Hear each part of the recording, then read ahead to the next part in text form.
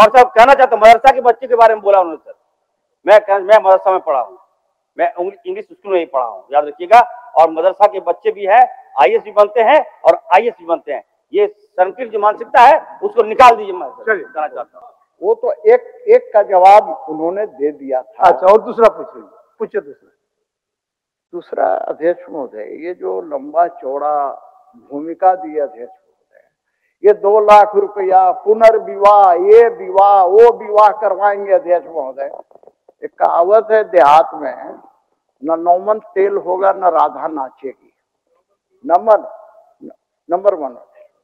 मैं तो ये कह रहा हूं ना भाई कि अभी आप अध्यक्ष महोदय, हम सभी विधायक इस विधानसभा के सदस्य, अध्यक्ष महोदय, क्या वेतन यहाँ पर कोई 7 साल का सीनियर है, कोई पहली बार जीत के आया है, अध्यक्ष महोदय, वेतन सबको बराबर मिलता है कि अलग अलग मिलता है अध्यक्ष महोदय?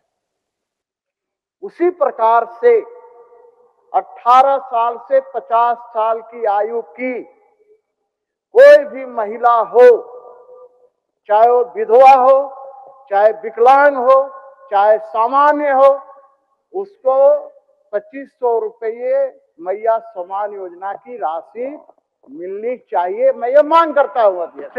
हो गया, इसमें क्या दिक्कत है? अब दूसरी बात अध्यक्ष, हो गया। दूसरी बात उसका सुन लीजिए। हाँ, बस हो गया। आप सवाल को इतना लंबा रगड़ देता है ना, फिर मैं जवाब देने वाला का भी दिमाग से फिर मैं बैठ जाऊँ। उतना ही तो बात है कि समरूप होना चाहिए। अरे विद्वान मंत्री जी विद्वान है, कैसे दिमाग से? अभी आप थोड़ा देर पहले मंत्री जी को पहचानने से इनकार कर दिए, फिर अभी उनका विद्वता का बड़ाई बोल रहा है। अभी भी बोलिए मंत्री जी, बोलिए। अभी विद्वता का बड़ाई कर रहे हैं, पहले पहचानने से इनकार कर दिए, बड़ा मुश्किल है। चलिए उनका समरूप कहने का मतलब है, माननीय मंत्री जी। जी सर, उनका कहना है कि 2500 रुपया मैया सम्मान योजना में जिस तरह मिलता है विकलांगों को या विधवा को 1000। एक छोटी बात हम कह रहे हैं, उसी में बोल दीजिए। उसी में मान लिया कि विधवा पेंशन के लिए हम कहते हैं कि 5000 होना हो।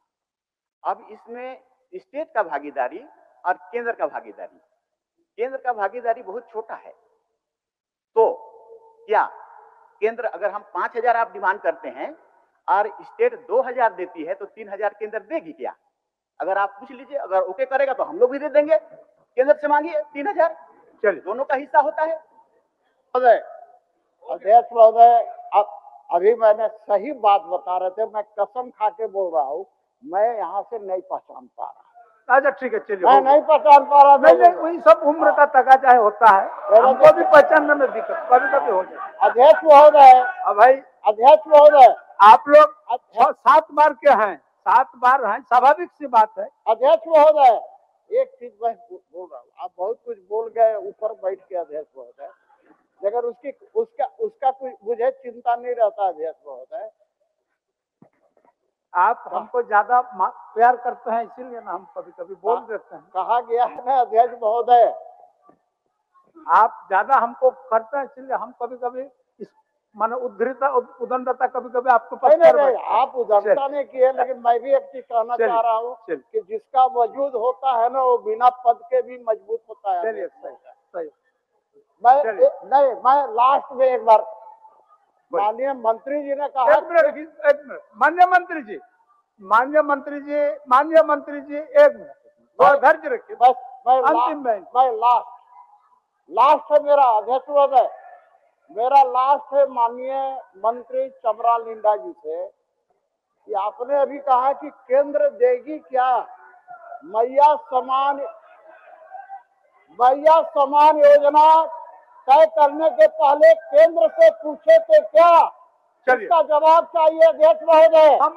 मैया सम्मान योजना लागू करने के पहले क्या केंद्र से आपने पूछा था क्या? केंद्र तारंकित, चलिए मोहम्मद ताजुद्दीन पूछिए। उत्तर प्राप्त है। उत्तर के प्रखंड 1 और 2 में सरकार ने स्वीकार किया है कि प्रतिवर्ष गंगा कटाव के कारण रैयत और किसानों की भूमि गंगा में समाहित हो रही है और आर्थिक नुकसान उठाना पड़ रहा है। उस पे मैं आपके माध्यम से मंत्री जी से जानना चाहूंगा कि आंशिक स्वीकारात्मक इन्होंने लिखा है, पर वहां पे ऐसा बिल्कुल भी हर साल बहुत बड़े पैमाने पे गंगा कटाव आता है।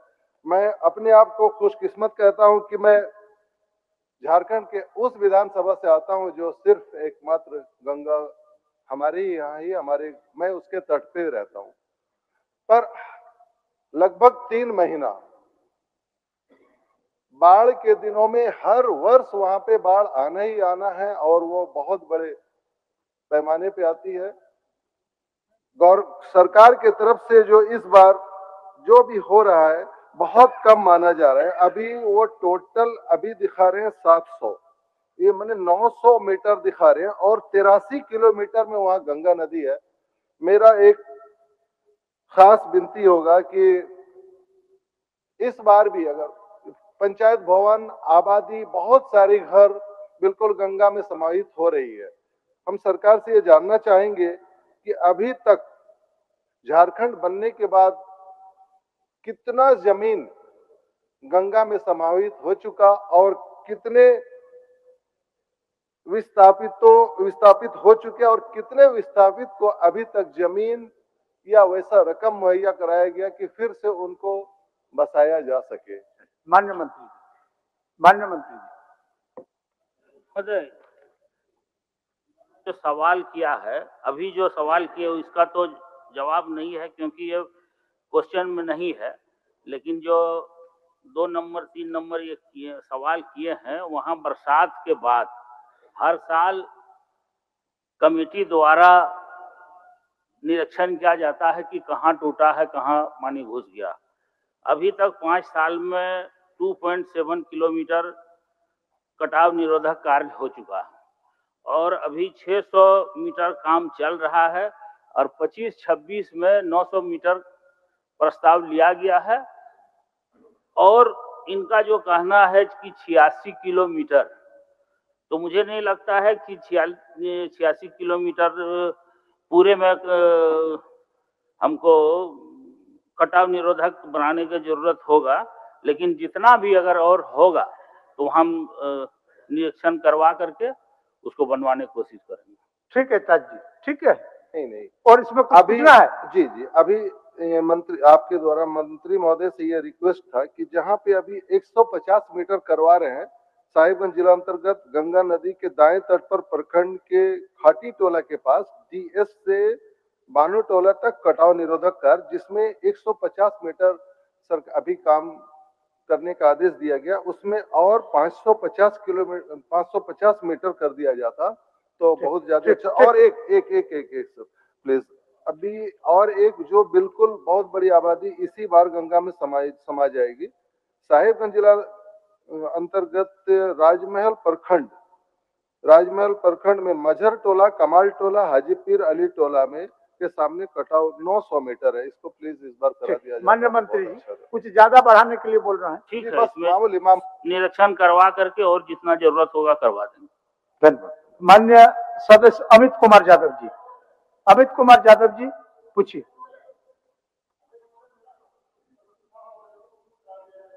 माइक में बोलिए, माइक में।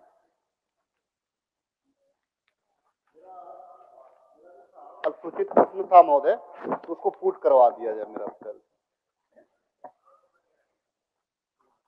ठीक है, उसको पुट कर। अध्यक्ष महोदय बोलिए अमित जी। इसमें स्पष्ट हमने पूछा अध्यक्ष महोदय सरकार से कि हजारीबाग जिला अंतर्गत अध्यक्ष महोदय बरकट्ठा प्रखंड है, इचाक है, दारू है, टाटी जरिया है और कोडरमा का जयनगर है। तो अध्यक्ष महोदय इसमें कोल्ड स्टोरेज की हम बात कर रहे हैं, सरकार हमको जवाब दे रही है अध्यक्ष महोदय कि हजारीबाग जिला में है। तो हजारीबाग और इचाक बरकट्ठा कहाँ से कहाँ है अध्यक्ष महोदय? हमारा सीधा कहना है कि हमारे विधानसभा क्षेत्र अंतर्गत बरकट्ठा, इचाक, दारू, टाटी जरिया या कोडरमा का जयनगर प्रखंड में आप कब तक वहां पे कोल्ड स्टोरेज का निर्माण कराएंगे? माननीय मंत्री। अध्यक्ष महोदय,